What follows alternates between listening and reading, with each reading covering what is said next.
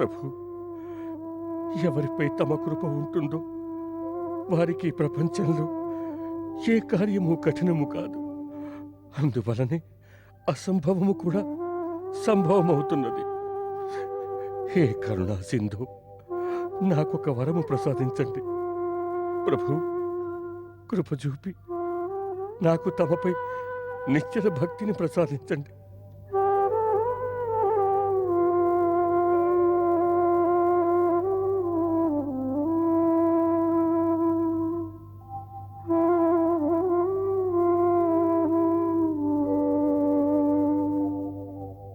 తథాస్తు. మనకు చాలా తక్కువ సమయమున్నది. రావణుడు సీతామాతకు 1 మాసము గడువు మాత్రమే ఇచ్చినాడు. అయినను నలకూబరుని శాప కారణంగా అతడు సీతామాత పాతివ్రత్యమునకు ఎటువంటి హాని కలుగజేయలేడు. కాని దుష్ట రావణుడు గడువు పూర్తయిన మరుక్షణం సీతాదేవికి ప్రాణహాని కలిగించవచ్చు. కనుక ఏమాత్రం జాగు చేసినా మన ప్రయత్నములన్నీ వ్యర్థం కాగలవు.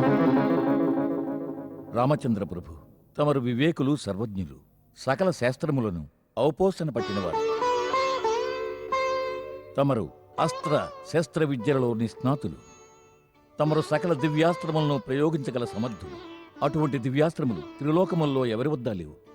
తమ వంటి పురుషోత్తములు త్రిభువనముల్లోనూ కానరాడు. ధనుర్విద్యలో మీ ముందు నిలబడగల శక్తి మరెవరికీ లేదు. కనుక రఘురామ, మా అందరి అభీష్టము ఒక్కటే. మా వానర సేనను తమరే ముందుండి నడిపించాలి. మేమందరము మా అమాత్యులతో పాటు తమకు సహాయపడుతూ తమ సమర్థవంతమైన నేతృత్వంలో యుద్ధం చేస్తాం. మహారాజా సుగ్రీవ, ఇంతటి మహావీర యోధులు నా వెంట ఉంటే నేను ఖచ్చితముగా ఆ దుష్ట రావణుని వాని రాక్షస సేనను సంహరించగలను. ఏ సేనాధిపతికైనా శత్రువులపై దాడి జరపడానికి ముందు శత్రువు బలాబలములు, వాని రక్షణ వ్యవస్థ పట్ల అవగాహన కలిగి ఉండాలి. కనుక హనుమ, రావణుని సైన్య పరిమాణము, లంకానగర ముఖద్వార భేదనోపాయము, లంకా రక్షణ రహస్యములు ఇవన్నీ నీవు నీ కళ్ళతో చూశావు. ఆ వివరములన్నీ సభకు వివరించు.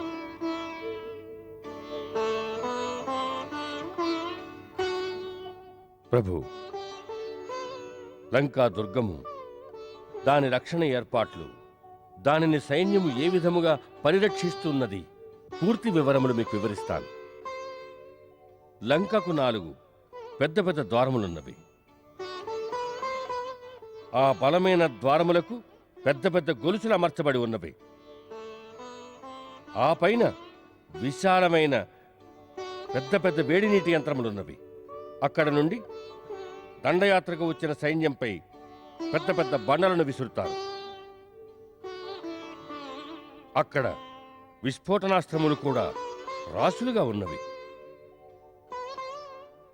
పురమునకు నలువైపులా కాంచనముతో కట్టిన ప్రహరీ గోడ ఉన్నది. అది అభేద్యం. దానికి చుట్టూ భయానకమైన అతి లోతైన నీటి కందకమున్నది. దానిలో మకరములు మొదలైన జలచరములున్నవి. ఆ కందకమును దాటవలనన్న 4 ముఖ్యద్వారముల వద్ద గొలుసులతో పనిచేయు మరతలుపులున్నవి. శత్రువులు ఎవరైనా వచ్చినచో యంత్రముల ద్వారా వానిని పైకి లాగివేయుదు. వాటికి నలువైపులా ప్రకృతి సిద్ధమైన మరియు కృత్రిమమైన అవరోధములున్నవి. 4 రకముల దుర్గములున్నవి. ఎన్నో రకములైన వ్యూహములున్నవి. వాటి పర్యవేక్షణ రావణుడు స్వయంగా చేస్తాడు. కాని ప్రభు, తమ ఆశీర్వాద బలం వల్ల లంకను చాలా వరకు నాశనం చేయగలిగాను. మరతలుపులను ధ్వంసం చేశాను. కందకాన్ని దాటగలిగేలా చేశాను. దానివల్ల మన సైనికులకు లంకలో ప్రవేశించడం సులభతరమవుతుంది. హే రాఘవ, నేను చాలా వరకు వారి శస్త్రాస్త్రములున్న ఆయుధాగారములను ధ్వంసం చేసినాను.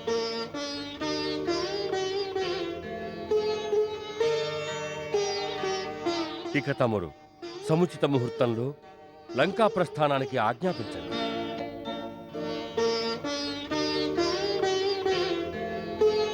హనుమ, లంకానగరములో నీవు ప్రదర్శించిన సాహస పరాక్రమములు ఎంతమాత్రము దేవతలకు కూడా సాధ్యము కాదు. నేను నీతో ఏకీభవిస్తున్నాను. మన సైన్యాన్ని లంకకు నడిపిద్దాం. మహారాజా సుగ్రీవ, నేను మీ కోరికను మన్నిస్తున్నాను. సేనా నాయకత్వ బాధ్యతను స్వీకరిస్తున్నాను.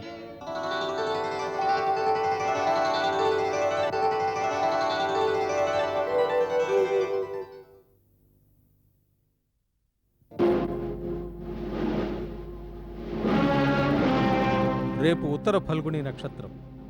చంద్రుడు హస్తా నక్షత్రంలోకి ప్రవేశించిన విజయ ముహూర్తంలో మన సైన్య ప్రస్థానం ప్రారంభమవుతుంది.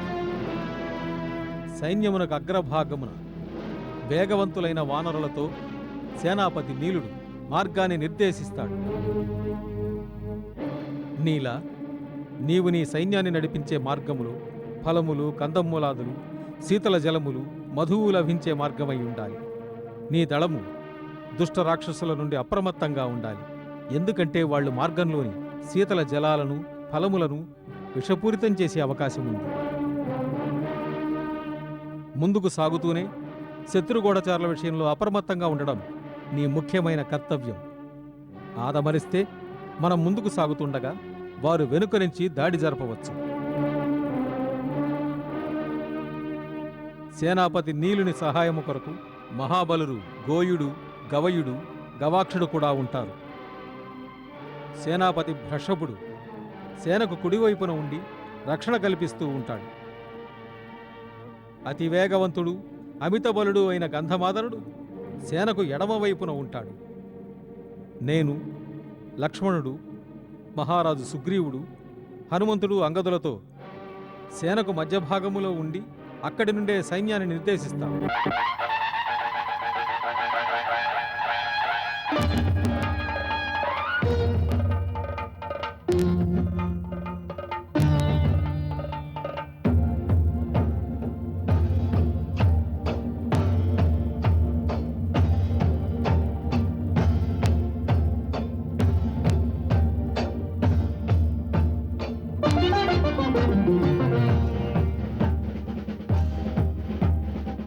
వానరవీరులారా, సైనికుడు యుద్ధరంగంలో అడుగుపెట్టినప్పుడు అతడు ప్రపంచంలోని అన్ని మోహాలను విడిచిపెట్టి ముందుకు సాగుతాడు. ఆ సమయంలో అతను బంధాలను, బంధుత్వాలను మరచిపోయి జీవించాలనే ఆశను కూడా విడనాడతాడు. అతడు మాయామోహ బంధాలను విడిచిపెట్టి ఒక యోగి వలె కేవలం ఒకే లక్ష్యం మీద దృష్టి సారించి ముందుకు సాగుతాడు. సైనికునికి యుద్ధంలో ఒకే లక్ష్యం ఉంటుంది, విజయం. మన లక్ష్యం కూడా విజయమే. కానీ ఆ విజయం అనేది కేవలం రావణుడనే శత్రువుపై మాత్రమే కాదు. అధర్మంపై ధర్మం విజయం, అవినీతిపై నీతి విజయం, అన్యాయంపై న్యాయం విజయం, అసత్యంపై సత్యం విజయం. ఈ విజయమే మన లక్ష్యం. ఈ లక్ష్యం వైపే మనం ముందుకు సాగుతాం. యుద్ధంలో జయించాలంటే రెండు విషయాలను గుర్తుంచుకోవాలి. మనసులో ఉత్సాహం, హృదయంలో ప్రభువుపై విశ్వాసం. మనసులో ఉత్సాహం ఉంచండి, ప్రభువుపై విశ్వాసం ఉంచండి. ప్రభువు సదా ధర్మము, సత్యము వెంటనే ఉంటాడు. అప్పుడు ఏ శక్తి మిమ్మల్ని ఓడించలేదు. సేనాపతి నీల, తమరు మార్గాన్ని నిర్దేశించే వారిని తీసుకుని ముందుకు సాగండి. ఒక్క విషయంలో జాగ్రత్తగా ఉండండి. ముందుకు వెళ్తున్న సైన్యం గ్రామము, నగరము, జనసంచారము ఉన్న చోటు మీదుగా వెళ్ళకండి. అటులనే ప్రజలకు ఏ విధమైన అసౌకర్యము కలుగరాదు. మార్గమున ఎవరూ ఉపద్రవము సృష్టించరాదు. ఎవరు నిబంధనలను ఉల్లంఘించరాదు. తమరు నిశ్చింతగా ఉండండి ప్రభు. తమ ఆజ్ఞను పాలిస్తాం. బయలుదేరటకు ఆనతినివ్వండి.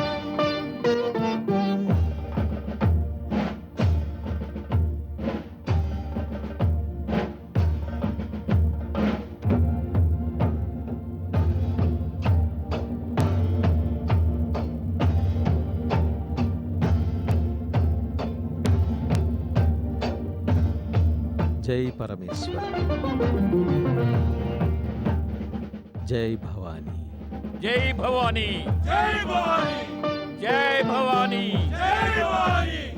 హర హర మహాదేవ. హర హర మహాదేవ. హర హర మహాదేవ.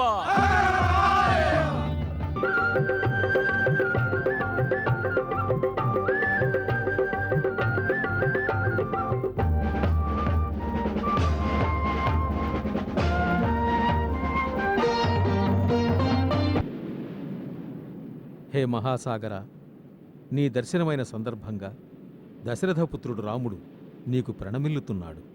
రామ, నాడు మేము ఈ సాగర తీరము చేరి దీనిని ఎటుల దాటవలనని చింతాక్రాంతులమైనాము. పవనపుత్రుడైన ఈ హనుమంతుడు ఆ సమయాన ఆ సమస్యను పరిష్కరించినాడు. కాని ఈ అపార వానరసేన ఈ సాగరమును ఎటుల దాటగలదన్నది ప్రస్తుత సమస్య. అవును, దీనిని దాటుటకు మార్గమును కనిపెట్టగలిగితే మన సైనికులు లంకకు చేరి లంకలోని సమస్త రాక్షసులను వినాశనం చేస్తారు. దాని గురించి కొంచెం తీవ్రంగా ఆలోచించాలి. ఈలోగా శిబిరాలు ఏర్పాటు చేయమని సేనాపతులతో చెప్పండి. దండనాయకులను అప్రమత్తంగా ఉండమని సైన్యానికి నలువైపులా కావలి ఏర్పాట్లు చెయ్యండి. ఎందుకంటే రాక్షసులు రహస్యదాడులు జరపవచ్చు. ఆజ్ఞ ప్రభు. నలనీలులారా, ప్రభు ఆజ్ఞను పాలించండి. ఆజ్ఞ ప్రభు.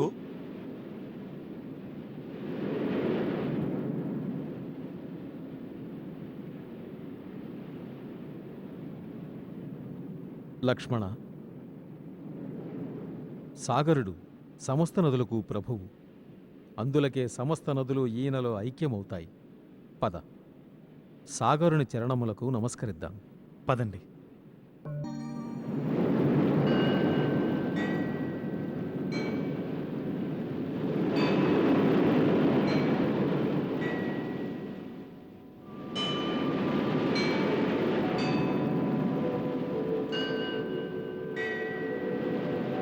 వరుణదేవాయ నమస్తుభ్యం, నమస్తుభ్యం జలనిధి.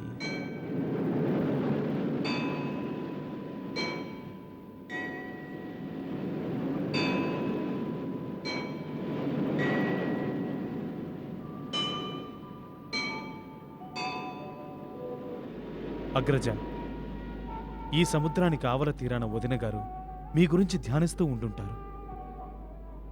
మనం సైన్య సమేతంగా సముద్రపు ఈవల తీరానికి చేరుకున్నామన్న సమాచారాన్ని ఆమెకెవరైనా తెలియజేయగలిగితే అణగారిపోయిన ఆమె ఆశ మరల చిగురిస్తుంది. అవును లక్ష్మణ, నేను ఈ సమయాన సాగరానికి ఈవల తీరానున్నానని, హృదయముతో తనతో భాషిస్తున్నానని సీతకెవరైనా తెలుపగలరా? కానీ ఈ విషయము తెలుపగలవారెవరు? సముద్రాకాశాలు రెండూ కలిసి ఇరువురి నడుమ అవరోధములు సృష్టించినవి. సీత, ధైర్యంగా ఉండు. అవసరమైనచో నిన్ను చేరుకోవడానికి సముద్రం ఇంకిపోయేలా చేసి దారి ఏర్పాటు చేస్తాను. నేను తప్పకుండా వస్తాను. నాపై నమ్మకం ఉంచు. మాత, ఈనాడు శుభశకునములు ఎదురుగుచున్నవి. నా ఎడమ కన్ను అదురుచున్నది. ఏవో ఆనంద తరంగములు నా మదిలో ఉప్పొంగుచున్నవి. అందులకే చాలా సంతోషంగా కనిపిస్తున్నావు. నేడు తొలిసారిగా తమ వాక్కులో ఉత్సాహము, మోములో మెరుపు కానవస్తున్నాయి. అవును మాత, నిద్రావస్థలో నాకు నా ఎడమ చేయి నా స్వామిని స్పర్శించినట్లయినది. పుత్రి, నిజమై ఉంటుంది. నీ నాథుడు శ్రీరామచంద్రుడు నిన్నీ నరకము నుండి ఉద్ధరించుటకు వచ్చుచున్నాడు. ఖచ్చితముగా ఆ వానరదూత నీ సందేశమును నీ స్వామికి చేరవేసి ఉంటాడు. వారు వెంటనే తమ అనుచరులతో నీకు విముక్తి కలిగించుటకై బయలుదేరి ఉంటారు. నీ ఆనందానికి శుభశకునములు గోచరించుటకు ఇదే కారణమై ఉంటుంది. నిజమా? ఆ